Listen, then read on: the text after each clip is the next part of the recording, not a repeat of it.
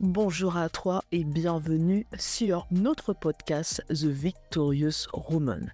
La femme victorieuse est un média en ligne en français, en anglais et en portugais brésilien pour les enfants de Dieu et en particulier les femmes de Dieu. N'hésite pas à visiter notre site lafemmevictorieuse.com pour accéder à nos prières et au blog pour les femmes de Dieu. Allez, tout de suite, notre épisode du jour. Bonjour Véro, bienvenue sur notre podcast Victorious Woman Show. Bonjour Jessie, je te remercie beaucoup de m'avoir invité pour faire mon témoignage aujourd'hui. Oui, comment vas-tu aujourd'hui? Aujourd'hui, ça va, que ce soit, non, physiquement pas trop, mais moralement surtout, ça va beaucoup mieux. Ah, d'accord. J'espère que ça ira de mieux en mieux pour toi physiquement. Donc, je t'ai invité aujourd'hui, c'est pour que tu partages ton témoignage sur la restauration du mariage. Et Véro m'a déjà raconté son histoire, donc je sais un petit peu. Je sais que tu étais sur le point en fait de finaliser le divorce. Donc, est-ce que tout d'abord, tu peux nous dire qu'est-ce qui t'a conduit à demander le divorce? Ce qui m'a conduit à demander le divorce, c'est parce que je voyais que mon mari ne voulait pas changer et que pour moi, dans ma tête, il allait rester comme ça en fait. Je dis rester comme ça, en fait, il était, comme on dit aujourd'hui à la manière moderne, c'était un manipulateur pervers narcissique. Et du coup, quand j'ai découvert ça, mes yeux se sont ouverts, je suis vraiment, ça a été un très très gros choc pour moi, parce que ça faisait plus de 20 ans qu'on était mariés. Et pendant toute notre relation, j'avais des signes, mais j'avais jamais compris que j'étais sous emprise et que j'avais affaire à un manipulateur pervers narcissique.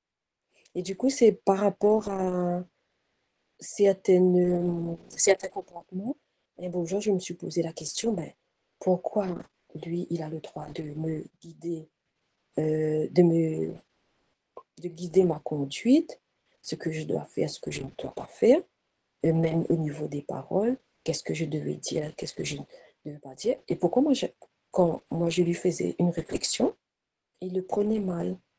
Et c'est là un beau jour, je me suis dit, pourquoi moi? J'ai pas de droit.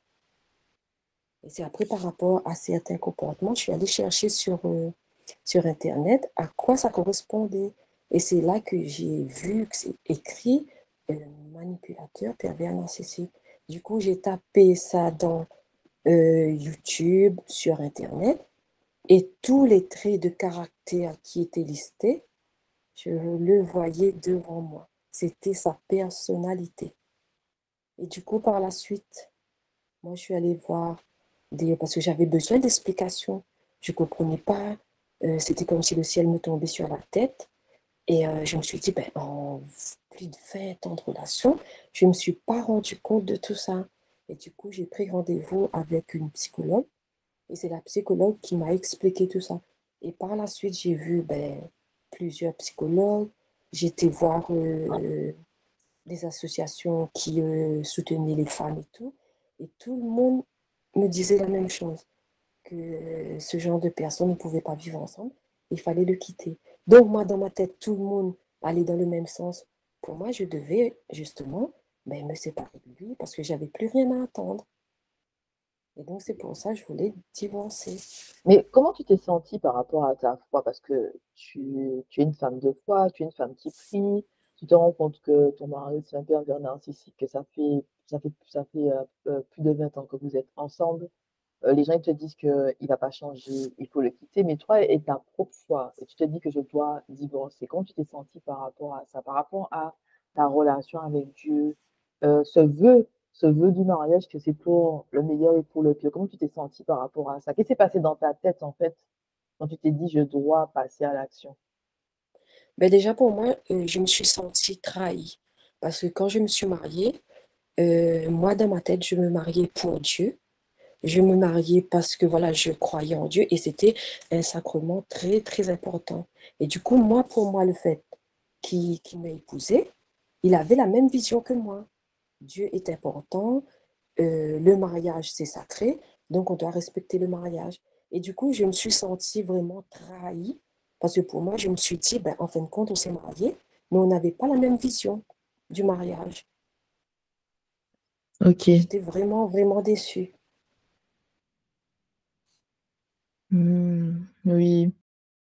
Donc aujourd'hui, tu es toujours mariée, Véro. Oui, et j'ai pas pu divorcer. Qu'est-ce qui s'est passé justement pour que tu ne finalises pas ce divorce? Ben, en fait, moi, je ne comprenais pas, hein, parce que j'ai essayé de faire le dossier, d'aller au rendez-vous 3 fois. Mais vous savez, mais tu sais, quand on est dans quelque chose, on ne se rend pas compte. C'est après que Dieu nous fait des révélations. Et du coup, moi, je ne comprenais pas que c'était des blocages que j'avais. Donc, moi, Mm. j'essayais de forcer à chaque fois de prendre rendez-vous, constituer le dossier et tout. Et à chaque fois, c'était négatif. Soit la personne, elle n'était pas là, il manquait un papier. On avait essayé une fois de m'appeler, ils n'ont pas réussi, ils ont laissé un message que je n'ai pas entendu. Du coup, quand je suis partie au rendez-vous, il n'y avait personne. Donc, en 3 fois, j'ai été bloquée. Mais après, quand j'étais là-dedans, dans cette situation-là, au même moment, il y a une émission qui passait sur YouTube tous les samedis soirs. Et je suis tombée sur cette émission-là un soir. C'est la prière des malades à Saint-Nicolas-des-Champs. Et donc, quand j'écoutais ça, et c'était vraiment Dieu qui m'avait donné une parole de connaissance. Parce que je t'explique comment ça s'est passé. Du coup, j'écoutais ça, mais allongée dans mon lit. Mais ce que j'ai pas dit, c'est que j'ai été séparée avec mon mari pendant 2 ans et demi. Donc, je pense il a fallu cette séparation pour qu'il prenne conscience mais qu'il était en train de perdre. C'est lui qui m'a dit après par la suite qu'il était en train de perdre sa famille et ses enfants. Donc, il Et était du dans une coup, maison et toi, tu étais dans une autre. C'est bien ça. Durant c'est la ça. Oui, séparation, il était dans une maison, il vivait de son côté et toi, tu vivais de ton côté. voilà exactement. Et moi, je le voyais parce qu'il venait voir notre fils de 15 ans. Mhm. Voilà. Et du coup, pendant tout ce temps, moi, le Seigneur ben, a travaillé mon cœur parce que c'est là que j'ai commencé à vraiment me rapprocher de lui. J'ai commencé à lire la Bible. C'était à ce moment-là aussi que j'ai rencontré la femme victorieuse, Jessie. Donc, c'est tout ça qui a fait un tout. Et puis, quand j'ai commencé voilà, à écouter l'émission La prière des malades à Saint-Nicolas-des-Champs, un soir, j'étais dans mon lit et j'avais les écouteurs. Mais je me suis endormie pendant l'émission. Et quand je me suis réveillée, tu sais, l'émission, ça tourne en boucle. Oui. Quand je me suis réveillée, au même moment, il y a une parole de connaissance qui disait que il y a une femme dont le mari a un esprit mauvais, cette femme est sur le point de demander le divorce. Mais l'Esprit Saint va toucher son mari, donc il va changer et il va redevenir un homme ben, qui va prendre soin de sa famille et tout, tout. Mais j'y croyais, ça m'a touché au plus profond de moi, mais j'ai pas cru. Je me suis dit, cette parole, c'est pour quelqu'un d'autre. Non, c'est pas pour moi, parce qu'un pervers narcissique, manipulateur, ne peut pas changer comme ça. Tout le monde dit le contraire, donc il ne peut pas changer. Et du coup, Mhm. moi, je suis restée sur ben, cette parole qui m'avait touchée, mais qui n'était pas pour moi. Et Oui. quelques jours après, il y a mon mari qui arrive à la maison et moi je lui avais dit, tu ne viens plus chez moi, tu ne me parles plus, tu m'adresses la parole que pour notre fils. Parce qu'à chaque fois qu'il m'adresse la parole, c'était des dénigrements, des mauvaises paroles qui me faisaient mal et tout, tout. Parce qu'il savait où me toucher pour me faire du mal. Et du coup, un jour, il est rentré. Et moi, moi-même, je me disais, s'il rentre à la maison comme ça, vu que je lui ai donné l'ordre de ne plus poser les pieds chez moi, c'est qu'il a quelque chose à me dire. Et donc, ce jour-là, il est venu me voir.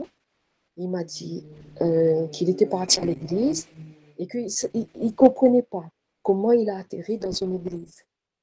Parce qu'on est catholique, mais moi, avec ma foi aujourd'hui, j'ai plus de religion. Mais comme on était ben, encore catholique, lui est parti dans une église. Et du coup, j'ai l'impression ben, que c'est l'Esprit Saint qui l'a poussé, qui avait commencé le travail en lui. Donc, il m'a expliqué qu'il est parti dans l'église, ben, il a pleuré, il était touché par l'Esprit Saint. Donc, il vient me voir, il me dit, parce que moi, je connais un prêtre qui donne de bons conseils. Et j'étais déjà allée voir ce prêtre et tout. Et du coup, un jour, il vient, il me dit, ah, il faudrait que je te parle. Ça, c'est au bout de 2 ans et demi de séparation. Je lui dis, Oui. ben oui, je t'écoute. Il me dit, j'aimerais que tu m'accompagnes voir le prêtre que tu es déjà parti voir. Et donc, moi, je lui dis, ben ok, il n'y a pas de souci. Moi, du moment que c'est pour Dieu, moi, j'y vais. Donc, je l'ai accompagné. Et moi, je lui ai dit, ben, est-ce que tu y vas tout seul ou je t'accompagne? Il m'a dit, non, non, tu m'accompagnes. Il faut que tu entendes ce que j'ai à dire. Donc, on est partis ensemble. Et franchement, il a vidé tout son sac devant le prêtre. Et Hawk, Mm. c'est quelqu'un de. C'est un homme, il y a l'ego et tout. Donc, un homme, il ne va pas se confier comme ça devant un prêtre. Et du coup, c'est là que vraiment l'Esprit Saint a commencé son travail en lui. Mais moi, pour l'instant, à ce moment-là, je ne voyais pas encore ça. Hein. Et du coup, après, le prêtre lui a donné de bons conseils, lui a dit exactement, euh, vous avez une femme, il faut prendre soin de votre femme, euh, il faut écouter votre femme parce qu'elle vous donne de bons conseils et il faut savoir aussi regarder la poutre qui est dans votre œil avant de voir la paille qui est dans l'œil de ton voisin. Et ça, c'est Oui. une parole qui l'a marqué. Voilà, Mhm. parce que souvent, ben voilà, lui, il était quelqu'un qui voyait plus, ben, il était mieux que tout le monde en fait. Il était intouchable, il était mieux que tout le monde. Mais après, ce qui aussi, je pense, qui a aidé aussi dans notre relation, c'est qu'il y avait toujours de l'amour entre nous. Il y avait toujours de l'amour, mais moi, je ne voyais plus vivre avec quelqu'un qui me fasse du mal. On Donc, s'aimait toujours. en fait, tu n'as jamais cessé de l'aimer malgré en fait que tu voulais divorcer. Il y avait toujours cet amour-là pour lui, mais C'est c'est juste ça, que tu dis que c'est plus possible de vivre avec une personne comme ça. voilà. Et même lui, hein, il me disait ben, qu'il m'aimait et tout et tout. Mais moi, je ne croyais pas, parce que moi, je me disais, ben, quand on aime quelqu'un, on ne lui fait pas du mal. On prend Mhm. soin de cette personne, voilà. Mais pour lui, prendre soin, c'était ben, travailler, ma famille ne manque de rien. Pour lui, prendre soin, c'était ça. Même s'il disait des paroles méchantes, même s'il avait des mauvais comportements, c'était pas grave, pourvu que ma famille ne manque de rien euh, matériellement. Pour lui, c'était ça. Oui, je vois. Pour lui, il avait le sens du devoir accompli parce que matériellement, il s'occupait de vous, mais par contre, pour le comportement, il voyait pas c'était quoi le problème. Voilà. Et ce qui a changé aussi, que je tiens à préciser, c'est vraiment comme c'est écrit dans la Bible. On ne sait pas prier, il faut prier dans le sens de Dieu, en fait, de ce que Dieu veut pour nous. Du coup, moi, dans mes prières, qu'est-ce que je demandais? Seigneur, faites que mon divorce se passe bien, qu'il signe tous les papiers, qu'il ne me pose pas de problème. Moi, je priais comme ça. Et donc, ça ne bougeait pas. Mais Mhm. un jour, j'en avais vraiment marre. J'ai tout mis au pied de Dieu. J'ai dit, Seigneur, je mets mon mariage à tes pieds. Euh, c'est à toi de voir. Qu'est-ce que je dois faire? Et c'est là vraiment que tout a commencé, tout s'est enchaîné et j'ai rien compris. Ça s'est enchaîné, enchaîné ben, jusqu'à ce que on aille voir le prêtre. Après, ben, et le prêtre lui a dit, parce que c'est quelqu'un qui parle pas. Il n'aime pas beaucoup parler, s'éterniser, avoir des conversations profondes. Non, il n'aime pas ça. Et souvent, dans notre relation, il me disait, avant qu'on se sépare, hein, il me disait, ouais, mais toi, tu sais très bien que je n'aime pas parler, tu poses trop de questions. Et du coup, quand on a commencé, ben voilà, je voulais plus vivre avec lui et tout, j'ai arrêté de lui parler. Et lui, justement, là, il a commencé à me reprocher, ouais, mais pourquoi tu me parles plus? Tu parles plus avec tes copines, tu parles avec tes soeurs, ta mère, mais tu me parles plus. J'ai dit, ben, tu dois être content aujourd'hui. Tu me disais tout le temps, tu aimes pas communiquer, je parle trop, tu aimes pas parler, ben, tu dois être content. Et là, il me disait, ah ben non, moi, j'ai envie de parler avec toi.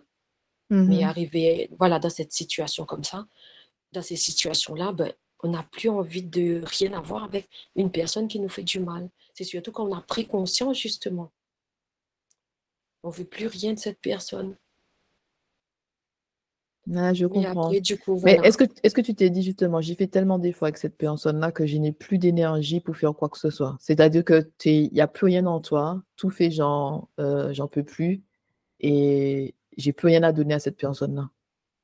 Maintenant, j'avais plus voilà, envie de rien, mais au fond, quand même, ça me faisait très mal de me dire que j'allais être une femme divorcée, j'allais être une femme ben, qui n'avait pas su ben, protéger le sacrement du mariage, tu vois. Oui. Et j'étais déçue ben, que pour moi, j'avais une vision quand je me suis mariée et que ben, tout ça ben, tombait à l'eau, ben, ça me faisait très, très, très mal. Mm. Mais je n'imagine pas la douleur parce que quand tu fais le sacrement, tu dis vraiment, je veux épouser cet homme pour le meilleur et pour le pire, que toi, tu te dis, je vais aller jusqu'à la fin. Mm. Et que tu te retrouves dans une situation où tu ne vois pas d'autre issue que le divorce. Comment ça doit être, ça doit te faire mal parce il y a les rêves, les envies, les désirs, les bons moments, la personne qui ne change pas, toi qui te sens impuissante, toi qui dois prendre des décisions difficiles. Il y a vraiment ce côté même de deuil de la relation, deuil de ce que Ouais. ça la pourrait être. Ben, c'est ça exactement. Je ne me voyais pas faire le deuil de cette relation. Franchement, je ne me voyais pas. Je me disais, ben, comment j'allais tenir, comment j'allais faire. Heureusement que j'ai deux enfants, parce que franchement, j'avais l'impression des fois que j'allais perdre la tête. J'allais devenir folle, j'allais me retrouver dans un hôpital psychiatrique. Et moi, je reconnais que c'est grâce à Dieu que j'ai tenu. Parce que tu vois, quand même le suicide m'avait traversé l'esprit, hein, mais c'est Dieu qui m'a retenu parce que je me disais que le suicide, c'est un gros péché.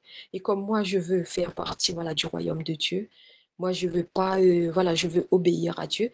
Je sais que c'était un péché et du coup, c'est ça qui m'a empêché d'aller ben, dans ce sens. Mais quelle pensée, quelle est la pensée exacte qui t'a mené justement aux pensées suicidaires? C'est qu'est-ce qui t'a tellement touché que tu t'es dit que je n'en peux plus avec la vie? Ben, c'est parce que je me sentais ben, incomprise. J'avais personne, même si je racontais voilà, mon histoire ben, à des amis, même ma famille, personne n'était capable vraiment de me soutenir comme moi je le voulais, avec les bons mots, les bonnes paroles. Personne n'avait ces paroles-là pour me... Personne ne comprenait ma situation, en Ta fait. souffrance, ta Voilà. souffrance. Hmm. Et qu'est-ce qui s'est passé par la suite quand tu t'es dit, bon, c'est pas la volonté de Dieu que je divorce? Qu'est-ce qui s'est passé par la suite? Est-ce que vous avez vécu tout de suite ensemble? Qu'est-ce qui s'est passé après? Mais moi, je ne savais pas que c'était pas la volonté de Dieu que je divorce, hein. Je ne savais pas pour le moment. Hmm. C'est après j'ai eu des révélations, j'ai compris qu'il y a eu des blocages, mais j'étais déjà avec lui, j'étais revenue avec lui. Quand j'ai compris, je me suis dit, ah, ben effectivement, tu sais, ben, c'est comme si Dieu m'avait donné une révélation, ben, c'est moi qui ai bloqué le divorce. Ok. Et du coup, non, on n'est pas revenu ensemble tout de suite. On a pris le temps de discuter et c'est à ce moment-là que moi, je lui ai dit, je n'accepterai plus ça dans la relation. Je veux plus, voilà, on a mis carte sur table. Je lui ai dit tout ce que j'acceptais et tout ce que je n'acceptais plus. Moi, au fond de moi, j'avais plus rien à perdre en fait. Parce que j'étais arrivée au bord du divorce. Donc, à ce jour-là, je n'avais plus rien à perdre. Pour moi, j'avais vraiment touché le fond. Donc, je ne pouvais pas aller plus bas que ça. Donc, Ok. voilà, soit il acceptait, soit il n'acceptait pas et puis on restait séparés. Mais comme il avait conscience justement que ben, il était en train de tout perdre, ben, il n'avait pas d'autre choix de changer. Et du Ok. coup, on est revenu ensemble peut-être après, ben, un peu dans les 3 minimum, hein, 3, 4 mois après, on est revenu ensemble. Mais quand on est revenu ensemble, ça se passait bien au début. Mhm. Mais après, Mais au bout de peut-être quoi, au bout de un an et demi, ben, ça a recommencé, quoi. Ça a recommencé ben, comme avant. Il y a des mauvais comportements qui refaisaient surface, qui revenaient. Et moi, j'ai pris conscience, j'ai dit, ben non, c'est pas possible, je peux pas être revenue avec lui pour revivre la même chose. Mais là, à ce moment-là, justement, j'ai pu prendre conscience ben, que ça allait dégénérer si je laissais faire. Mais moi, j'avais plus la force à ce moment-là de recommencer le divorce, séparation, tout ça. J'avais plus la force. Donc, je priais et je l'ignorais dans la relation. Je l'ignorais. Je vivais ma vie comme si, en fait, on était des colocataires. Oui, en cohabitation. Vous êtes à deux dans Voilà. la même maison, mais toi, tu fais tes affaires et moi, je fais mes affaires. Mais par rapport justement à tout ça, tu lui donnes une autre chance. Tu donnes une autre chance à ton mariage. Vous emménagez ensemble. Pendant 1 an, ça se passe bien. Après, ça se dégrade. Mais par rapport à Dieu, ta foi, qu'est-ce qui se passe? Est-ce que ta foi a été ébranlée dans ce moment-là? Parce que tout allait bien, après, ça se dégrade. Est-ce que tu parles à Dieu pour lui dire, mais Seigneur, qu'est-ce qui se passe là? Ben, Quelles sont tes effectivement, pensées? je parlais à Dieu et moi, ce que je demandais à Dieu, j'ai demandé à Dieu, pourquoi m'avoir fait revenir avec lui si c'est pour revivre la même chose? Seigneur, où tu veux m'amener, où tu veux me conduire? Mais ce que j'ai pas dit, c'est que quand je lisais ma Bible, lui, il était vraiment contre la Bible. Il me dénigrait, ouais, arrête de lire la Bible, tu vas devenir folle, on lit pas la Bible, ça veut dire quoi de lire la Bible tout le temps? Donc j'avais des réflexions comme ça. Mais quand on est revenu ensemble, là, il a commencé à lire la Bible aussi. Mhm. Et donc la transformation continuait. Et moi, je disais à Dieu, quand au bout d'1 an, lui continue toujours à lire sa Bible et tout. De temps en temps, ben voilà, on parlait sur les passages de la Bible, voilà, qu'il voulait partager avec moi. Et donc je disais à Dieu, j'ai dit, ouais, mais il lit la Bible, soi-disant, ben voilà, son cœur a changé. euh, mais pourquoi m'avoir fait revenir avec lui si là il recommence à revenir comme avant? Où ça va nous mener tout ça? Pourquoi m'avoir fait perdre du temps, revenir avec lui parce que c'est des souffrances, bon voilà, qui revenaient et tout. Mais du coup, quand je criais comme ça, il y a une fois, euh, euh, il y a une communauté, ça s'appelle, c'est toujours dans l'Église catholique, la communauté des béatitudes. Ils proposaient une retraite. Et moi, je voulais aller à cette retraite-là parce qu'il y avait des enseignements, des temps de prière, des louanges et tout. Et moi, je voulais aller à ça. Et du coup, quand je veux partir à ça, il fallait bien que j'aille avec quelqu'un. Moi, je ne voulais pas partir toute seule. C'était sur 4 jours. Et du coup, là encore, c'est l'œuvre de Dieu. C'est après que j'ai compris. Donc, je demande à une sœur en Christ avec laquelle j'ai l'habitude d'aller dans les louanges et tout. Je demande à une sœur en Christ pour m'accompagner. Non, elle ne peut pas parce que elle a un empêchement. Je demande à ma sœur, je demande à ma cousine. Non, personne ne peut m'accompagner. Et moi, au fond de moi, je voulais vraiment aller dans ce temps de prière-là. Et du coup, une fois, un soir, je suis en train de me doucher. C'est comme un flash. Il y a une voix qui me parle, qui me dit, tu as le chauffeur, tu as le transport, tu as la personne pour aller avec. Et c'est ton mari. Et à ce moment-là, on vivait comme des colocataires, comme je disais. Oui. Donc, voilà, on se parlait vraiment quand c'était obligé. Et du coup, en moi-même, je me disais, comment je vais faire pour lui demander ça? Et du coup, quand j'ai eu cette révélation-là, donc je me suis dit, bon, je vais lui demander. Ce soir-là, il accompagnait notre fils au foot. Donc, à son arrivée au foot, je lui dis, ben, j'aimerais te parler quand tu auras pris ta douche et tout. Il me dit, bah, ok, je viendrai te voir. Donc, il est venu me voir dans la chambre qu'elle avait pris sa douche. Et moi, je lui ai juste montré la fiche. Je lui ai dit, moi, j'aimerais bien aller euh, à cette retraite spirituelle. Donc, il a regardé la fiche. Il m'a dit, ah ben oui, c'est bien. Ça m'a l'air bien. Ben, on y va si tu veux. Du coup, j'ai pas attendu. J'ai cherché un Airbnb parce que c'est pas à côté de la maison. Et je me suis dit, ben, au lieu de faire la route tous les jours, ça tombait bien, c'était pendant les vacances. Ma fille ne travaillait pas, du coup, ce côté-là, c'était résolu. Et j'ai trouvé un Airbnb. C'était comme si c'était fluide, en fait, c'était fluide. C'est parti tout seul. Et du coup, on est parti pendant 4 jours. Au retour de ces 4 jours, mon mari, il était transformé. Et ben depuis, ben ça date début de cette année. Et ben depuis, ben ça se passe bien. C'est pas parfait, mais ça se passe bien quand ça nous arrive comme tous les couples d'avoir des malentendus, mais on peut en discuter. Il y a de la communication. Enfin, je suis satisfaite par rapport à tout ce que j'ai connu avant. Donc là, tu peux vraiment dire que le Seigneur, il a mis sa main dans ton mariage, il a Ouais, touché le cœur de ton mari et il a restauré ton mariage. oui, parce que vraiment, c'est une personne différente. C'est une personne différente à l'écoute. Avant, c'était une personne qui ne savait pas s'excuser, jamais s'excuser.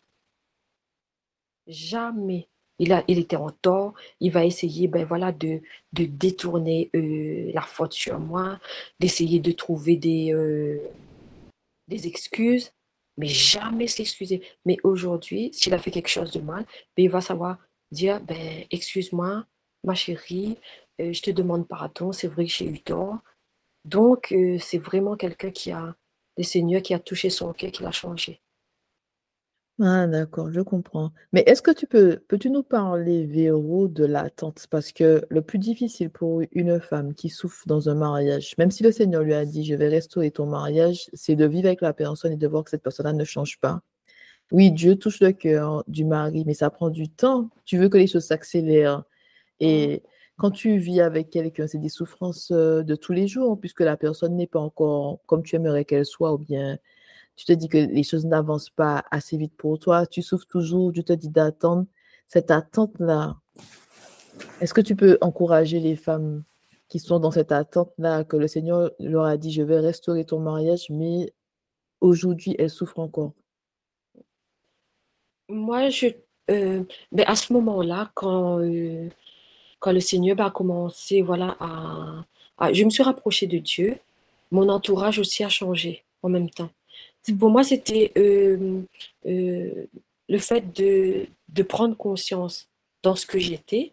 Ça m'a permis aussi de faire le tri dans mon entourage toxique. J'avais un entourage toxique. Donc, j'ai ouvert les yeux autant sur ma relation de couple, sur mon entourage. Et du coup, c'est à ce moment-là que le Seigneur a mis les bonnes personnes autour de moi. Il a retiré les mauvaises personnes. Il a mis les bonnes personnes. Donc, l'attente s'est faite aussi à travers ces personnes qui m'entourent, dont toi, Jessie. Voilà, à travers ces personnes qui m'entourent, ben, pour m'aider, me fortifier. Parce que moi, j'étais ces moments-là, up, down, ça allait bien, ça allait pas bien, ça allait bien, ça allait pas bien. Et du coup, quand ça n'allait pas bien, je priais, mais c'était pas suffisant. Il me fallait du réconfort humain, si je peux dire, tu vois. Oui, les Et du coup, paroles. voilà, j'avais les bonnes personnes. Même s'il y a des personnes, des fois, qui n'avaient pas, voilà, les bonnes paroles, mais il y avait l'écoute. Ça compte beaucoup, beaucoup. Parce que le fait d'aller voir un psychologue, le psychologue va nous aider dans le cadre de son travail. Mais c'est le côté spirituel qui manque au psychologue, en fait. Non, je Moi comprends qui, voilà. parce que l'Esprit Saint, quand tu es soumise à l'Esprit Saint met les bonnes paroles, des paroles réconfortantes que l'autre personne a besoin d'entendre. Tu vois, c'est pas juste des Mhm, paroles, ça ira Véro, mais tu dis en fait les bonnes choses parce que l'Esprit Saint est en toi et qu'il guide en fait tout ce que tu dis à l'autre mhm, personne. Et c'est vrai que dans les moments difficiles, tu as besoin d'autres personnes. Et dernièrement, je parlais avec quelqu'un, je lui disais qu'il y a des souffrances que tu ne peux pas traverser seul. Tu as besoin que mhm, quelqu'un d'autre te donne la main, sans forcément rentrer dans les détails par rapport à ton mariage, mais tu as besoin que quelqu'un comprenne, que quelqu'un soit là, que quelqu'un prie des fois pour toi quand ton cœur te fait mal, quand ton âme est brisée. c'est Parce que ça. l'attente est difficile. L'attente est difficile. Et puis, j'ai une sœur en Christ. Et du coup, moi, je priais aussi pendant tout ce temps. Et depuis même avant, depuis longtemps, hein, je priais, Seigneur, donne-moi une sœur en Christ. Seigneur, je voudrais avoir une sœur en Christ, avec qui je peux partager. Et ça, c'est un autre témoignage aussi, hein. Ben, le Seigneur, et moi, je disais à Dieu, mais Seigneur, tu me donnes une sœur en Christ, mais moi, j'ai plus le temps à mon âge de faire connaissance, d'apprendre à connaître la personne. Seigneur, j'ai plus le temps pour ça, j'ai plus l'âge pour ça. Mais je me Moi, rappelle, Véro, hein, je me rappelle, parce que ouais, tu me disais que les mêmes choses. Tu disais tout le temps, ah, que j'aimerais bien aussi avoir une sœur. Tu me disais, si c'est bien de parler avec toi, mais tu es loin, on ne peut pas se voir. J'aimerais vraiment quelqu'un qui soit à mm, l'île de la Réunion avec moi, nana. Et c'est comme si moi, j'entendais comme si ton cœur soupirait à Dieu, donne-moi mm, une sœur en Christ, donne-moi quelqu'un. J'ai besoin de parler à quelqu'un. Je veux aussi avoir quelqu'un à mes côtés. C'est comme si ton cœur soupirait au Seigneur, donne-moi, donne-moi. C'est comme si à chaque fois tu frappais à la porte de Dieu entends mes prières, donne-moi une sœur en Christ. Ouais, ouais. Et la sœur en Christ que le Seigneur m'a envoyée, franchement, depuis que je suis au pied de Dieu, ben, il me donne il fait des choses dans ma vie. C'est que des témoignages par rapport à cette sœur en Christ. C'est une amie de lycée, mais on s'est fâché, on s'est éloigné parce que moi, je lui avais dit une vérité à un moment de sa vie, mais elle a rejeté cette vérité-là. Et du coup, on s'est éloigné, on ne s'est plus parlé, mais c'était comme ma sœur quand on était au lycée. On s'entendrait vraiment, vraiment bien, on était très proches. Et du coup, le fait de s'être éloigné, ça m'a fait aussi une blessure, ça m'a fait très, très, très mal de perdre cette amie-là. Eh bien, figure-toi que cette sœur en Christ, eh ben, c'est cette amie. Du coup, elle, de son côté, elle a vécu aussi, elle s'est rapprochée de Dieu par rapport à la vérité que je lui avais donnée et elle avait découvert que, en fait, c'était c'était une vérité que je lui avais dit, mais qu'elle avait rejetée à ce moment-là. Et du coup, tu sais, quand on rejette quelque chose, un jour ou l'autre, ça revient. Et Oui. du coup, quand c'est revenu, ben, elle a eu aussi, elle a traversé des moments difficiles. Et puis un jour, j'étais partie dans une soirée de louanges. Et figure-toi, qui je rencontre dans cette soirée de louanges, c'est elle. Mais moi, quand je suis arrivée, l'église était bondée. Et moi, j'aime bien quand je vais à des soirées de louanges, m'asseoir devant. Mais toutes les places étaient prises devant. Et ça, si c'est pas Dieu, si c'est pas l'Esprit Saint, à un moment donné, il y a ma soeur qui m'appelle, qui me dit, viens vite devant, il y a une place. Et là où j'étais assise, cette ancienne amie de lycée, était assise derrière moi, le banc de derrière. Et du coup, Mhm. après, moi, je la vois, on se fait un petit coucou. Et quand c'était fini, je suis allée la voir. Et bien, quand je suis allée la voir, toutes les deux, on est tombées dans les bras l'une de l'autre. C'était comme si ben, on attendait ça depuis des années. Tu vois? Les retrouvailles. Ouais, les retrouvailles. Et en fait, nous, on a compris après que Dieu avait préparé déjà le petit noyau, nous avait donné une amitié très, très, très forte. Il savait qu'on allait se séparer pendant un temps parce qu'on avait sans doute des choses à vivre séparément. Et depuis que le Seigneur nous a réunis, eh bien, on ne s'est plus quittés. Et c'est la sœur en Christ que Dieu m'a envoyée parce qu'on s'est rencontrés dans une église, dans sa maison. Et comme ça s'est passé, c'était comme si nos deux cœurs se retrouvaient. Et du coup, après, on s'est expliqué et tout et tout. Et c'était un moment fort, en fait. Ah, j'imagine, hein. Après tout Mm. ça, de temps de séparation, se parler, se raconter qu'est-ce qui s'est passé après. Ouais. Mais après, moi, par rapport à cette amitié-là, moi, j'avais jamais fait une croix sur cette amitié. Je priais toujours dans le sens où mais je demandais à Dieu, Seigneur, cette amitié, c'est une amitié à laquelle que je tenais, mais Seigneur, apaise mon cœur par rapport à cette amitié, parce que ça me faisait toujours mal pendant toutes ces années d'être loin d'elle. C'était comme si moi, j'entretenais le lien, mais elle faisait sa vie. Tu comprends? Oui, je Elle, comprends. voilà. Et moi, je priais tout le temps le Seigneur. Je demandais à Dieu, Seigneur, apaise mon cœur par rapport à cette amitié, apaise mon cœur parce que j'ai toujours le cœur meurtri et tout. Mais en fait, non. Je priais pour maintenir cette amitié sans doute. Je ne comprenais pas. Et du coup, moi, je lui ai dit à cette amie, je lui ai dit, ben, tu sais, pendant toutes ces années, moi, je t'ai jamais oublié et je priais toujours, mais dans le sens que Seigneur apaise mon cœur pour que cette amitié j'arrive à vivre, quoi, mettre cette amitié de côté. Donc, en fait, Et du cette coup, amie, ben, elle te manquait en quelque part. C'est-à-dire que vous êtes ouais. séparés par rapport à un malentendu. Tu lui as dit quelque chose qu'elle n'a pas accepté. Mais il y a quand même, Mhm. en fait, cette absence dans ta vie. Tu sentais quand même son Ouais, absence.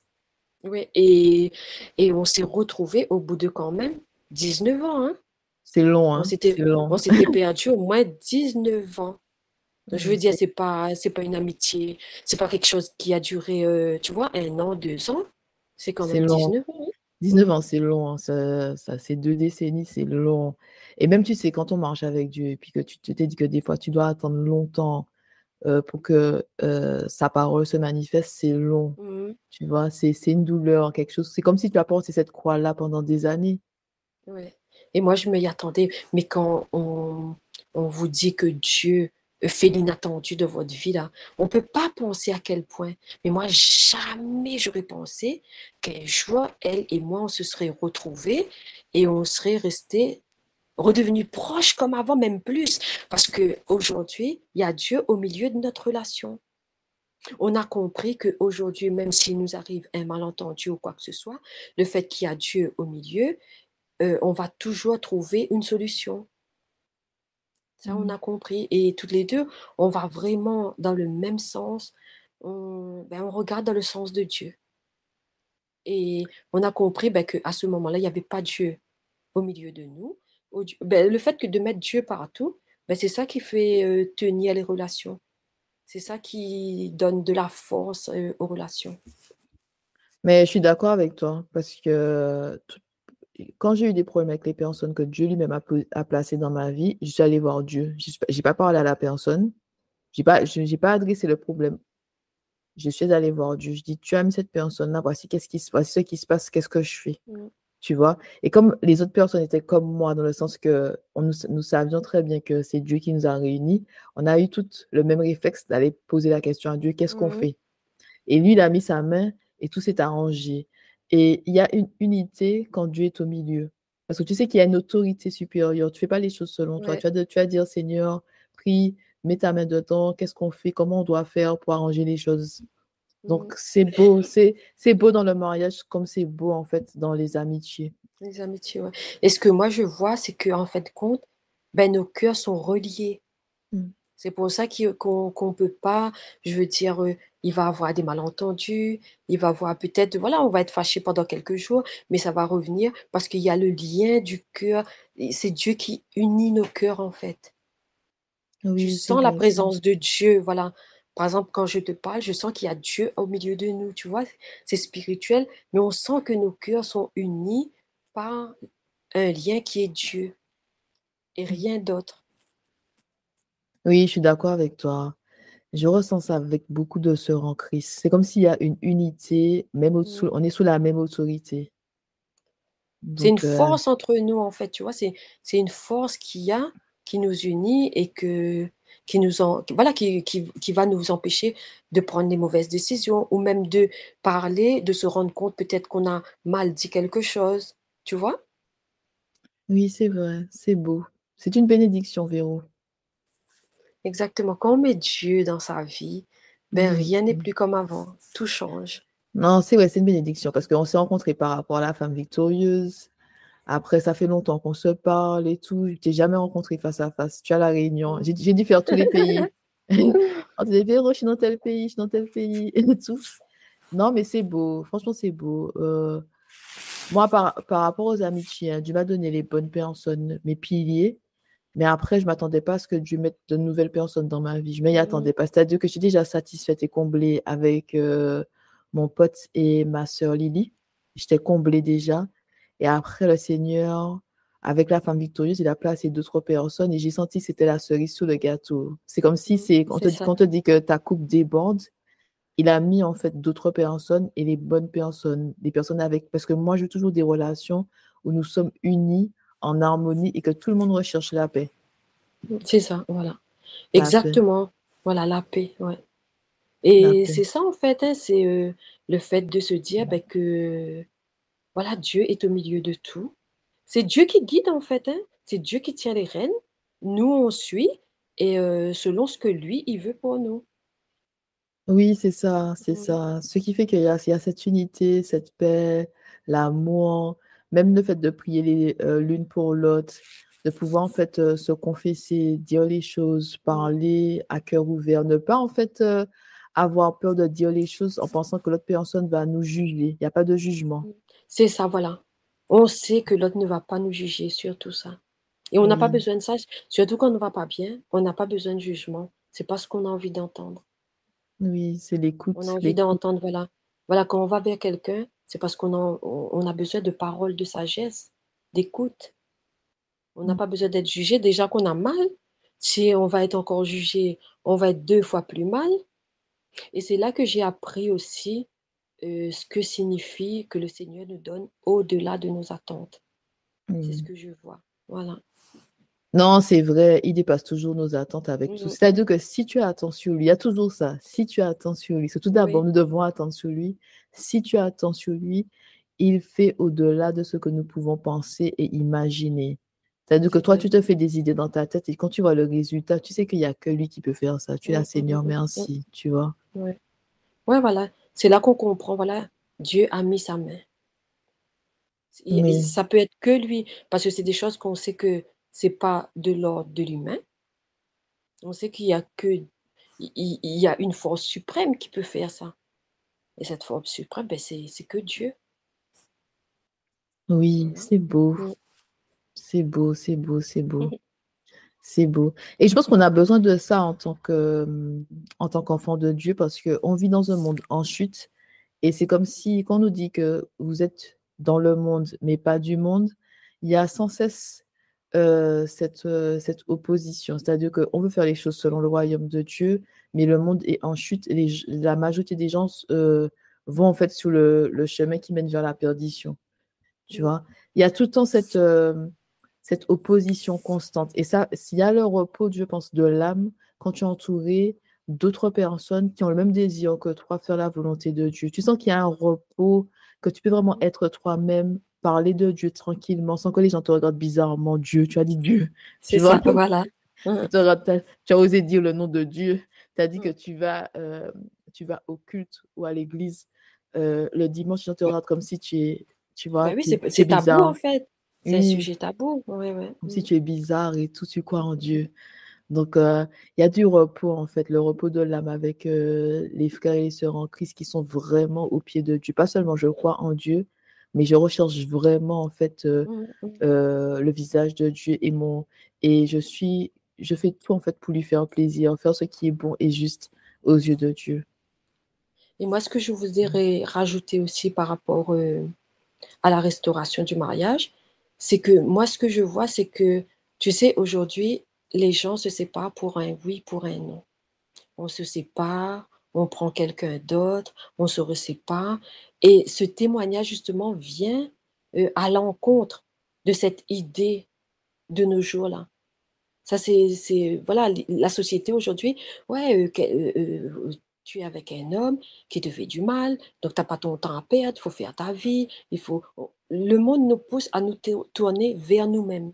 Ce qu'on a envie, ce qu'on veut, je, sans regarder la personne en face, sans regarder qu'on est marié sous le sacrement du mariage, qui est un sacrement en jeu.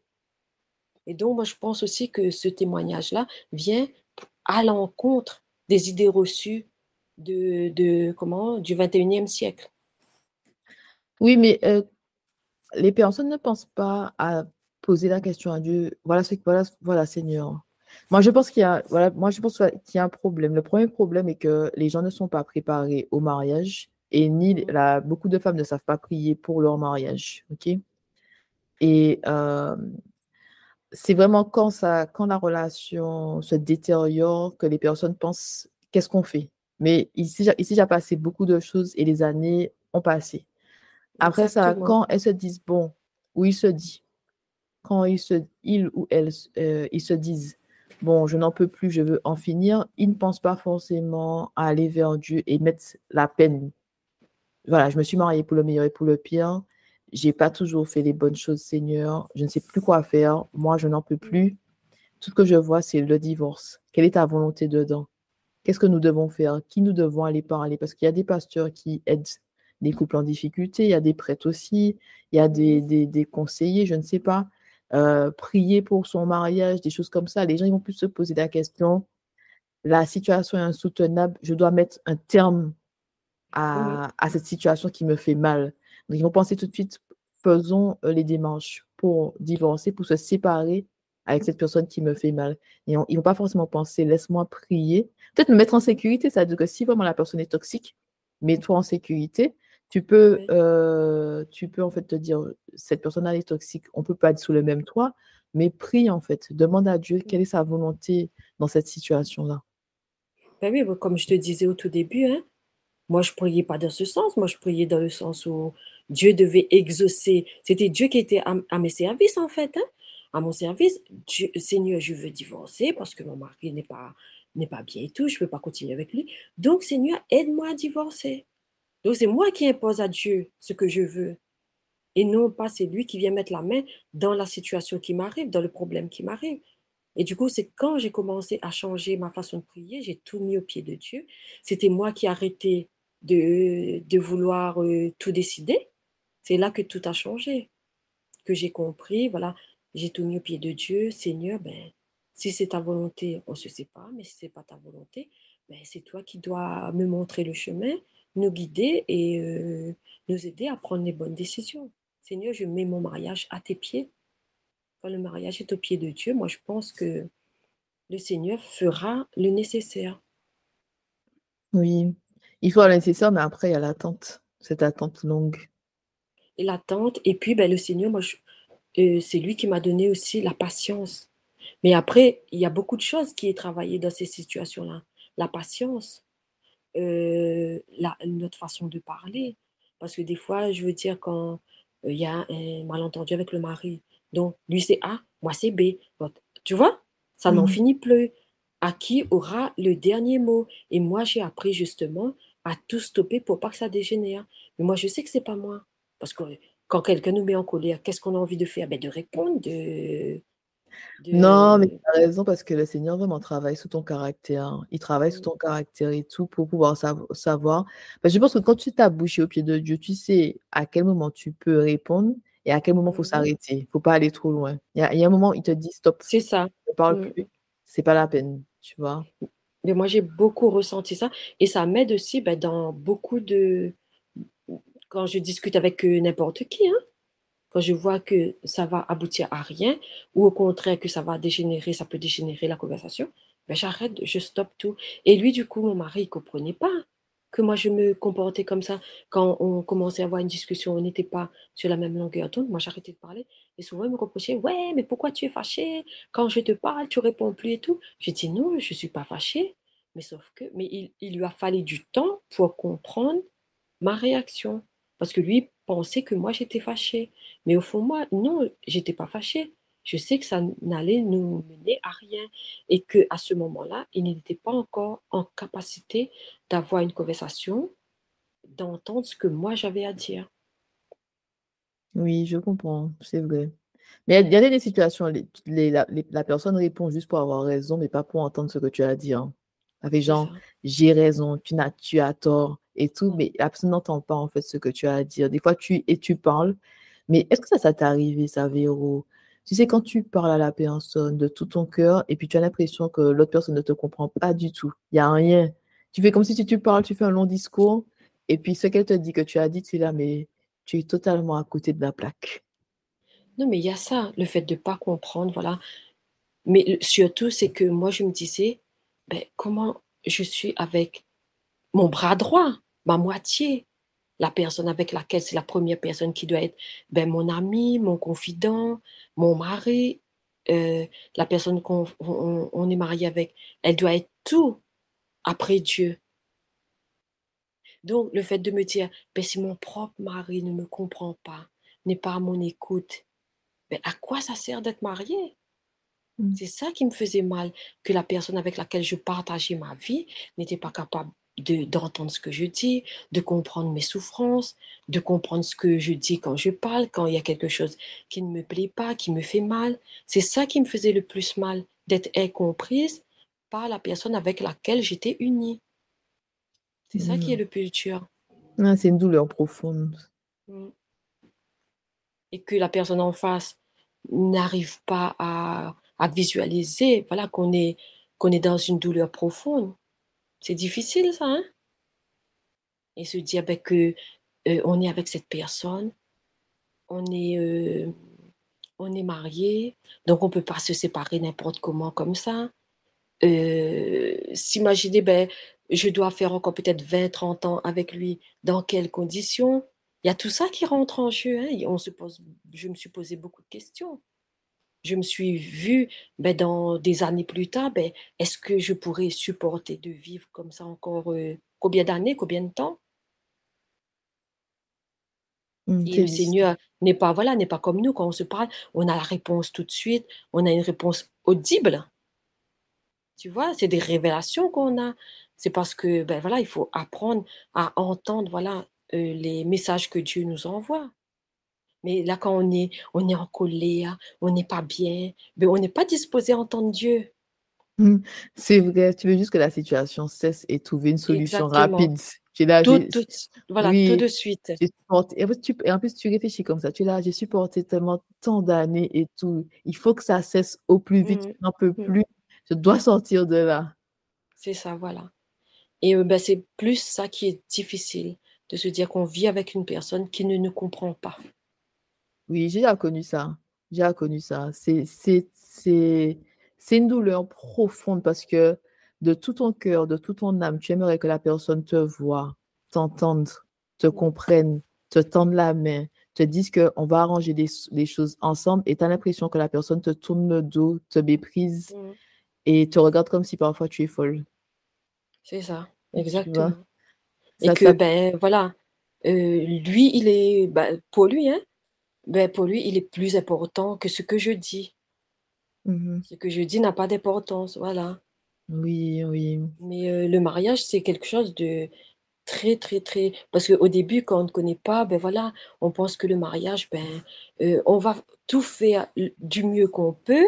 L'autre est pareil, on s'imagine, hein, que l'autre est pareil, a la même façon de penser que nous, voit dans la même direction que nous. Mais quand on arrive dedans et qu'on n'est pas préparé, eh ben, on se rend compte, ben non, c'est pas comme ça du tout. Il y a des combats et des combats et des combats quand on n'est pas préparé. Non, c'est vrai, c'est difficile. C'est vraiment difficile. Parce que je pense que même quand tu as les connaissances, ça change. Si les deux personnes ont les connaissances et se disent que les deux personnes sont unies dans le sens, on va tout faire Mhm, pour que notre mariage soit réussi et qu'on va surmonter tous les problèmes ensemble. Les deux sont unis sur ça, les deux ont les connaissances, c'est beaucoup plus facile. Ça ne veut pas dire que ce sera la joie tous les jours, mhm, mais ce sera plus facile de surmonter les obstacles. Mais quand voilà. il n'y a pas cette unité, ces connaissances de part et d'autre, ah, ça, Ouais. ça peut être cauchemardesque.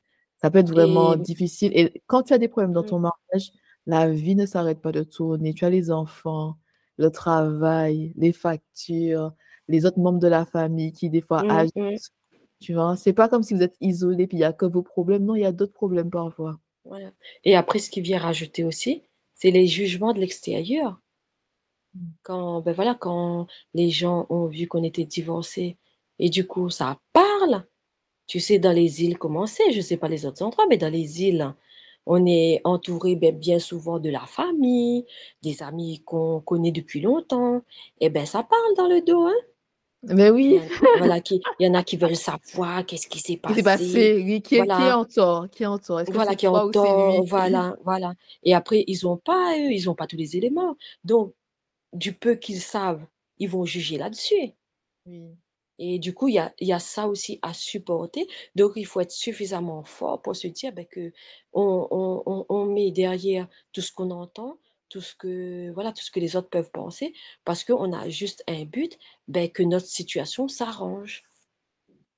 Oui, oui, c'est vrai ça, c'est vrai. Il faut surmonter le regard des autres et l'opinion Mhm. des autres. Parce que les gens peuvent te dire, mais pourquoi tu retournes avec lui? Après tout ce qu'il t'a fait, tu C'est retournes. exactement ça. Voilà. Mm. Ah, ça c'est Mais vrai. ouais, c'est pas évident, hein. Parce qu'après, les gens, ils se gênent pas non plus, hein, de te dire en pleine figure, voilà, ce qu'ils pensent de ta séparation. Parce que moi, je tiens à préciser que pour beaucoup de personnes dans mon entourage, c'était moi qui avais tort. Parce que les gens le voyaient avec un autre œil. Parce que c'était la bonne personne, celui qui rend service. Et c'est ça le truc qui a beaucoup déstabilisé les gens. Pourquoi moi, euh, pourquoi on se sépare? Parce que lui, il est quelqu'un de bien. Moi, Oui, je mais il y a, disais mais il y le a aussi, contraire. mais il y a aussi ton comportement. Durant toutes ces années, tu n'as jamais dénigré non plus ton mari devant les autres. Vous avez gardé vos Non, problèmes entre vous. Donc, il n'y a que ce qu'ils peuvent voir qu'ils ont pu juger. Mais si tu ne ouais. mets pas tes affaires dehors pour dire, mon mari, tu sais, mon mari m'a fait encore ça Ouais. aujourd'hui, tu vois. Donc, lui se dit, si tu t'es jamais plainte pendant des années, que vraiment tu as honoré ton mari pendant des Mhm. années sans mettre vos affaires sur la place publique, pour eux, ils vont analyser les choses, ils vont se dire, ah, mais c'est sûrement elle le problème. C'est elle. Voilà. Mais après, même avec les proches, hein, quand ben, les proches, forcément, ils veulent savoir. Et même si on va pas tout raconter, mais il faut bien, voilà, je me sentais un peu obligée de me justifier. Ben, je l'ai quitté parce que ben, il se comportait mal avec moi. Mais le fait juste de dire qu'il se comportait mal, ben, c'était moi qui étais en tort. Parce que ben non, t'as un mari bien, il est très gentil, il nous parle bien, il est toujours prêt à rendre service. Même, je vais faire une confidence, ma propre mère était contre moi. Elle n'avait jamais compris pourquoi je le quittais. Et elle lui avait dit, hein, ben, je comprends pas pourquoi Véronique, elle, elle veuille te quitter. Ça Donc, fait en gros, mal, ça, hein, de voir tu t'es pas que notre senti propre... soutenu, tu t'es pas senti soutenu, tu t'es pas senti soutenu par ta propre famille, en gros. Exactement, voilà. Mm. Et du coup, ça fait très, très mal de voir que, ben, moi, je dis, je souffre, mais c'est lui qui est, comment, qui est apitoyé, en fait. C'est lui qui a tous les... Le pauvre, on dit le pauvre. Regarde ce que Véro voilà. veut lui faire. Mm. Et c'était moi qui étais en tort, voilà. Mm. Mais au jour d'aujourd'hui, ce que je suis contente aussi, ben, il le dit, hein, il a reconnu voilà, qu'il avait un mauvais comportement envers moi, mais même devant tous les gens, hein, il va dire aux gens, oui, c'est grâce à Véronique aujourd'hui que je me suis tournée vers le Seigneur, c'est grâce à Véronique ben, que j'ai changé, que j'ai compris beaucoup de choses. Donc, il va pas se cacher comme si c'était lui qui avait raison et que c'est moi qui avais tort. Même devant Oui. les gens, il va reconnaître ben, ses erreurs. Et c'est ça, je trouvais, qui est beau aussi, et que c'est l'œuvre de Dieu. Oui, de reconnaître, d'assumer ses responsabilités et de Oui, témoigner oui, aussi que ma femme, elle a prié, ma femme, elle a œuvré, elle a attendu et que c'est oui. grâce à elle que je suis, qu'on est là, en gros. Voilà. Et qu'il est ce qu'il est devenu aujourd'hui, hein. Il est devenu très spirituel, il lit. Et dernièrement, il m'a demandé, t'as pas des livres de prière pour me donner? Mhm. Mais moi, quand il me demande des choses comme ça, moi, je suis vraiment contente. Je me dis, ben, c'est parce qu'il veut avancer, il veut évoluer avec son temps. Mais voilà, il avance. Oui. Et ça fait vraiment du bien quand on a connu ben, tout le contraire pendant des années et qu'aujourd'hui, ben, ça change. Et après, il y a aussi dans un verset de la Bible qui dit justement que le Seigneur bénit la deuxième partie de notre vie, je crois, non? Oui, oui, c'est Quelque chose comme écrit. ça. Il y a ça dans Job, il a béni la deuxième partie de sa vie plus que la Ouais. première partie. Puis il y a un autre verset qui dit que la gloire de cette maison sera plus grande que celle de la première. Et bien moi, je ressens que c'est vraiment ça Mm. actuellement. Est-ce que tu Ouais. ressens que Dieu a donné un nouveau souffle de vie à ton mariage, vraiment ce renouveau? Oui, je ressens que le Seigneur a donné un nouveau souffle, mais que c'est pas terminé. Mm.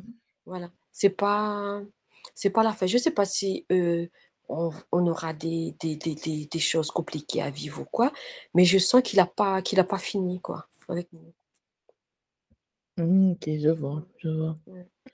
Mais c'est beau ce témoignage-là, parce qu'il y a tellement de femmes qui souffrent dans leur Mm. mariage, qui prient pour le mari, qui attendent que le Ouais. Seigneur touche le cœur. Et c'est vrai que quand le Seigneur touche le cœur du mari, c'est pas, eh ben, en 24 heures, voilà, il est Ben non, non. Euh, livré, le nouveau mari est euh, livré. euh. Ben comme moi, voilà, j'ai attendu 2 ans et demi pour que ça commence à bouger, hein. Oui, Donc 2 ans et demi, quand tout va bien, ça passe vite. Mais quand ça va pas, quand on n'est pas bien, quand ça va pas, ben 2 ans et demi, on le voit défiler, hein. non, Et c'est long. puis, quand arrive la période des fêtes, on a l'habitude d'être ensemble. Là, on est séparés. Tu vois? C'est c'est quand même difficile à vivre, hein, ces moments-là. Ouais, ça fait mal, ça fait mal, ça fait mal, ça fait mal. Et puis je pense qu'il y a aussi les questions qui nous torturent. Parce que vous êtes séparés, tu sais pas à quoi t'attendre demain, qu'est-ce qui va se passer, tu peux t'imaginer le pire. Tu as envie des fois d'espérer, mais tu te dis c'est trop beau pour être vrai. Tu C'est vois, ça, ouais. Mm, c'est mm, difficile. Toutes les questions, la solitude aussi, te dire que j'aurais mm. vraiment aimé être avec lui, mais c'est pas possible Ouais. aujourd'hui. Mm. Ou bien des fois, quand on fait quelque chose, par exemple, quand je sortais avec mes enfants, ben, je me disais, ben, il manque quelqu'un. Oui. Tu vois, parce qu'on avait l'habitude de faire beaucoup de tours ensemble, d'être ensemble. Et du coup, là, quand on se retrouve, je sais pas, un truc, quelque chose de simple, aller au resto, ben, j'étais là avec mes 2 enfants, ben, on sent le manque. Et puis, quelque chose aussi qui était difficile, ben, les enfants. Ma fille, elle était comme elle était plus âgée, elle était majeure, elle comprenait. Mais mon fils, il ne comprenait pas et souvent il me disait, ben tu sais, le papa, forcément, il est gentil avec son fils. Le fils le voit d'un autre œil. Papa, il fait tout pour moi. Papa, il me donne tout. Donc c'était papa gâteau. Oui, Et du coup, tout le temps mon fils, il me disait, eh ben maman, tu sais, papa, il a parce que il fallait aussi que j'ai les bons mots, les bonnes paroles pour expliquer à mon fils la situation.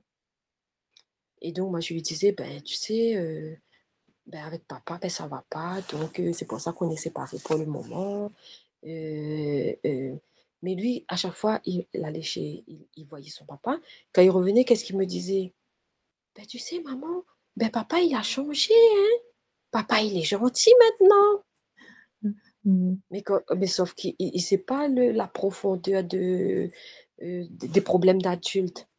Il ne sait pas Oui. tout. Et Voilà. tu veux pas tout lui dire parce que tu dois préserver Non, l'enfant des problèmes c'est d'adultes, ça. justement. Et c'est Mm. vrai, moi, je trouve que c'est difficile parce que ton cœur te fait mal, mais tu dois aussi être la mère pour l'enfant, ne pas dire n'importe quoi devant l'enfant, même si tu as envie d'écraser la tête de ton mari, tu ne veux pas dire n'importe C'est ça, quoi. voilà. Tu vois? Voilà. Et moi, j'étais cette personne, même si me faisait du mal, je préservais mon fils. Je ne voulais pas dénigrer mon mari avec mon fils. Je voulais qu'il ait toujours cette vision, ben, c'est le bon papa, quoi. Moi, Mhm. je voulais pas être comme, voilà, les gens voyaient, tu sais, ouais, ton père, il est comme ci, ton père, il m'a fait ceci, ton père, il est cela. Monter mon fils contre son père. Moi, je voulais pas être cette personne. Et puis, au fond, je pensais aussi, ben, Dieu ne va pas être content de moi d'avoir un tel comportement, de faire ça. Oui, Donc, moi, mais c'est... je disais rien à l'encontre de mon mari avec mon fils. Ah, mais c'est pas tout le monde qui arrive à faire ça, hein. Il y a beaucoup de femmes ou d'hommes, hein, ça dépend, qui vont parler de leurs problèmes devant les enfants, dire les choses et tout. Et c'est déjà difficile quand tes parents se séparent, mais c'est encore plus difficile quand tu en connais trop. Tu as trop Mhm. d'informations Ouais, ouais. et tu peux te dire, ah, mais papa, il est méchant ou maman, elle est méchante et tout, Mm, tu vois. Ça agit aussi sur ta propre relation avec l'un des parents. ouais. Et je voulais pas monter ben, mes enfants contre lui, quoi. Donc, c'était pas mon but. Je me disais, voilà, la séparation, c'est déjà difficile pour un enfant.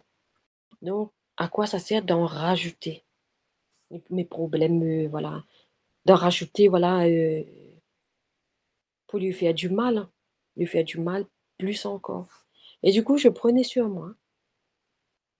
Et par la grâce de Dieu, j'étais tombée sur une psychologue très, très à l'écoute. J'avais pas le côté spirituel, mais c'était quelqu'un qui était vraiment à l'écoute. C'était pas la psychologue qui me disait, ben, il faut quitter votre mari, il faut vous séparer, vous vous entendez plus, il faut, voilà, demander le divorce. Non, elle m'écoutait et elle allait dans mon sens. Voilà. Ok, Elle ne m'influençait pas. ok. Ben, Dieu t'a entouré des bonnes personnes, c'est tout. Il t'a entouré des Mm. bonnes personnes dans ce moment précis pour que sa volonté soit faite dans ta vie. Voilà, et pour que je tienne, parce que c'est pas facile de tenir, hein, comme je t'ai dit.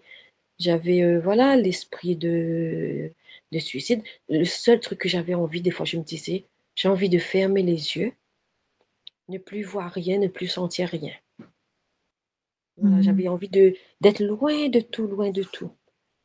Mais loin de tout, on sait, ça mène où? Oui, c'est vrai, mais c'est parce Ah, que cette douleur est agonisante, tu vois. Parce que pour moi, tu peux avoir des problèmes, par exemple, tu as des problèmes d'argent, des problèmes d'argent sont difficiles. Tu peux avoir des problèmes, je ne sais pas, c'est difficile, mais quand tu as un problème avec ton partenaire, la personne que tu aimes le mhm, plus au monde, quand ça dure sur un long moment, tu sais, tu subis, tu prends sur toi, tu essaies de faire de ton mieux pour que les choses s'arrangent. La personne en face de toi ne change pas, ça s'empire. Tu as mhm. l'impression que tu agonises. C'est Et- agonisant. Et des fois, tu as même marre de pleurer. Tu te dis, je fais que ça, pleurer, mhm, pleurer, pleurer, pleurer. Tu veux juste que la situation cesse, que la voilà. douleur s'arrête une fois pour toutes. Tu vas pas te réveiller demain et te dire que je vais encore souffrir, hein. Mhm, Tu vois? c'est ça, voilà. ce qui est difficile aussi, c'est que vous êtes séparés, mais tu sais même pas qu'est-ce qui se passe dans sa tête à lui. Tu vois, des fois, on se pose des questions, mais qu'est-ce qui se passe dans sa tête? Est-ce qu'il pense à moi? Est-ce qu'il a vraiment envie d'arranger les choses? Ou bien est-ce qu'il a refait sa vie, il se dit, bon, elle est plus là, allez, c'est bon. Les questions nous persécutent. C'est ça, voilà. Et après, je me dis aussi, est-ce que, parce que lui, il se montrait comme l'homme qui, cette situation ne lui fait rien du tout. Il était insensible. Donc, quelque part, ça fait encore plus mal de voir ça. Parce que je ne sais pas, comme tu dis dans sa tête, est-ce que quand il est tout seul, il va être malheureux? Est-ce que la situation le touche? Est-ce que même si on divorce, il va se dire, moi, je m'en fous, de toute façon, voilà. Donc, et le fait de voir que la personne devant nous, elle se porte bien, j'entends avec par les enfants, il était avec des copains, il fait ceci, il fait cela. Donc, je me dis, donc il vit bien sans moi. Oui. Et moi, à côté de ça, je suis en train de me faire du mal, je suis malheureuse et tout. Donc, ça fait perdre la tête, tout ça, hein, Ah, c'est c'est trop dur, compliqué. c'est C'est dur, c'est compliqué, dur, c'est ouais. profond, c'est dur, c'est dur. C'est tellement difficile c'est difficile de traverser ça. Plus comme je t'ai dit, la vie ne s'arrête pas de tourner, il y a les autres responsabilités, il faut que tu Mhm. te réveilles le matin, il faut que tu t'occupes de tes enfants alors que ton cœur est en mille morceaux, c'est dur. Ben oui, parce que des fois, le matin, j'avais envie de rester dans le lit avec mes problèmes et ne pas Mm. m'occuper de mes enfants, ne rien faire, hein. Des fois, tu as envie de ça, hein. Te Oui, renfermer sur toi-même. rester dans le noir, fermer toutes les fenêtres, rester C'est dans le ça, noir, voilà. ne pas sortir Ouais. du lit. Tu sors juste pour manger et puis c'est tout. Et encore, on n'a pas l'appétit, on n'a pas envie de manger, Mm. on a envie de rien faire, hein. Mais bon, moi, j'aimerais, voilà, par ce témoignage, encourager les femmes qui traversent, voilà, des difficultés avec leur mari, celles qui sont mariées, et de se dire que le Seigneur n'a pas dit son dernier mot. Même si on Amen. a l'impression qu'on est en bas, on est à terre, il n'y a pas d'évolution, on ne voit pas le bout. Moi, j'aimerais dire aux femmes de pas lâcher le morceau, d'être, de demander à Dieu la force qu'on n'a plus. Parce que on est humain, à un moment donné, on n'aura plus de force. Donc, de demander au Seigneur la force qu'on n'a plus, d'envoyer les bonnes personnes qui aient les bonnes paroles pour nous encourager. Donc, Oui. c'est mon témoignage pour ces personnes. Et par rapport au témoignage, moi, j'ai hésité, je demandais au Seigneur tout le temps, Seigneur, est-ce que c'est la situation que j'ai vécue? Est-ce que c'est un témoignage que je dois faire? Mais c'était pas le moment, c'était pas le moment. Et la parole de connaissance que j'ai reçue pendant la messe des malades, là, c'est une parole de connaissance que j'ai reçue le 5 février 2022. Et il y a que aujourd'hui que je ressens que j'ai compris que c'est un témoignage et que je dois justement encourager les autres femmes, voilà, qui traversent des moments difficiles, des séparations, voilà, de les encourager à travers ce témoignage-là. Oui, il y a un moment opportun pour tout. Il y a un moment Mm. où le Seigneur te demande de partager ton témoignage, que le moment est venu pour Oui, parler, pour dire, c'est pour ça. encourager, Ouais. pour fortifier d'autres femmes qui traversent des moments difficiles dans leur mariage. Mm. Et comme les gens, voilà, ils vont entendre là, il y a pas de date fixe pour, euh, pour le Seigneur. J'ai les gens, voilà, il y a beaucoup qui vont pas comprendre. Mais comment il a pu vivre plus de 20 ans avec quelqu'un sans rien voir, sans rien comprendre? Mais moi, je me rendais pas compte que j'étais sous emprise. Parce que voilà, je suis pas partie en détail, mais j'ai vécu beaucoup, beaucoup de choses. Et que si on regarde vraiment ce que j'ai vécu, il n'y a qu'une issue, hein, se séparer d'une personne comme ça. Mais sauf que le Seigneur, quand il vient mettre la main, aujourd'hui, j'avais du mal à pardonner mon mari, j'avais du mal. Et je suis partie dans des soirées de prière pour que les gens prient pour moi. À chaque fois, de me demander pourquoi on voulait qu'on prie pour moi. Et c'était les mêmes choses qui revenaient, hein. Les gens qui me parlent mal, comment, que j'arrive pas à pardonner ceux qui m'ont fait du mal. Et bien tout ça, avant que tout ça sorte, il y a du travail, hein, du travail en profondeur qui doit être fait. Et ce n'est pas facile, même si c'est pas facile, on a l'impression de toucher le fond, de jamais, jamais lâcher la main de Dieu. C'est ça qui nous aide à tenir, la main de Dieu. Oui, c'est vrai ça. Dans les moments difficiles, c'est sa main, sa présence, savoir qu'il est là, il n'a pas dit son dernier mot. Mais je trouve que l'autre facteur qui est dur, c'est ne pas savoir quand est-ce que la situation va changer. C'est Même quand ça. tu marches avec Dieu, tu es là, tu as dit que Mm. tu as touché son cœur. Voilà, je me réveille encore une nouvelle année. Il n'est pas encore prêt. Mais le pire, c'est que à travers la restauration du mariage, il y a encore des combats parce que la restauration ne se fait pas d'un jour à l'autre. Parce que, comme j'ai dit, au bout d'un an, ça a recommencé, l'engrenage. Ça a recommencé, les petits comportements voilà, qu'il avait cessé, ça revenait et tout. Donc, je veux dire, si on n'est pas obligé de Dieu, je pense qu'on n'est pas vigilant, on va retomber sans rien comprendre. Mhm. Et du coup, au bout d'un an, moi, je me suis reposé la question, Seigneur, tu nous as fait revenir ensemble. Pourquoi, Seigneur? Ben, je commençais à aller bien. Et pourquoi tu m'as fait revenir avec lui pour revivre la même chose? Et ce que j'avais pas compris, c'est que le Seigneur avait un travail à faire en lui. En profondeur. Parce que quand je suis partie dans les 4 jours de retraite, ben, en fait, moi, j'ai rien reçu. J'ai rien reçu et c'est lui qui avait besoin de recevoir. Donc moi, je l'ai accompagné, mais c'est lui qui est revenu transformé. En fait, en gros, il t'a dit oui pour t'accompagner toi. Quand tu te disais C'est je vais ça. chercher, et finalement c'était pour lui. Voilà. C'était pour lui. Moi, j'ai compris après que c'était pour lui parce que moi, j'avais rien reçu et c'était lui vraiment. Et puis, quand c'était fini, jusqu'à aujourd'hui, ben, il m'en reparle, il me dit, ah là là, ces 4 jours de retraite là, ah ben ça m'a bouleversé, hein, ça m'a mis, parce que c'est allé en profondeur et ça l'a Oui, vraiment secoué, hein. oui, oui, c'est Mm. ça, c'est ça. Il n'y a que Dieu hein, qui peut nous changer en son temps, en son temps. Ouais, Vraiment, en son temps, ouais. oui, vraiment en fait, t'ouvrir les yeux, te donner de la compréhension et de l'intelligence, renouveler ton intelligence. Il n'y a que Dieu qui peut faire ça, mais toujours en son temps. C'est pas quand Ouais. nous voulons, parce que nous, on se dit, Seigneur, tu peux faire ça en 24 heures, Ah tu bah peux faire oui, ça on en une claque des semaine. doigts, hein. Oui, tu Voilà. peux, rien n'est trop grand pour toi, mais c'est Mm, toujours en son temps. mm. Et voilà, il renouvelle notre intelligence et puis surtout, il travaille notre cœur.